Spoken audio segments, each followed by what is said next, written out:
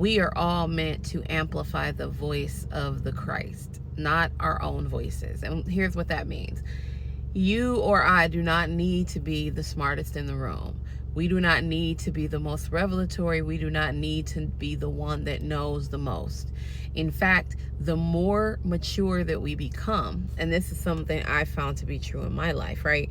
When I was less mature, right, and less settled in my understanding of my position as a son, I wanted to be heard more. I wanted to be heard. Not I wanted Jesus to be heard. Not I wanted the heart of God to be heard. I wanted to be heard because I thought I had something to say that needed to be heard. Now, I more understand now when the Lord positions me and unctions that there is something I need to share, right?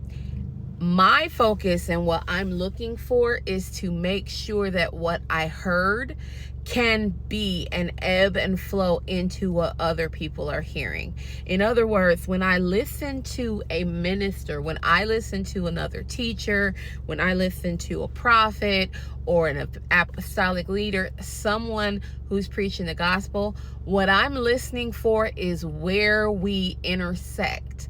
I'm listening for where we are both hearing by way of the Spirit of God. Where did I get this thought from?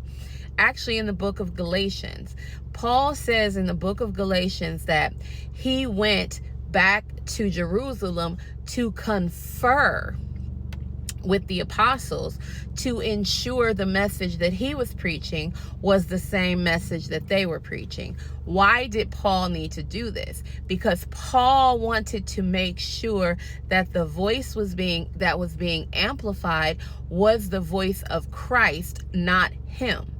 So a lot of times what we're thinking about is, how do I get the next big word so I'm the next one to go viral? How do I get the next big word so my followers goes up? How do I get that next great teaching that leaves people stumped so that they're calling me for their problems, right? Instead of understanding, we have one voice. And the more unified that voice is, the more powerful that voice will be. In fact, a few months ago, back in October, I felt the Spirit of the Lord tell me, yet again, I am saying, remain until you are endued with power from on high. And this is not me saying there's another outpouring that needs to happen. This is not me saying that we don't have the Spirit of God. This is the Lord saying that right now we've got so many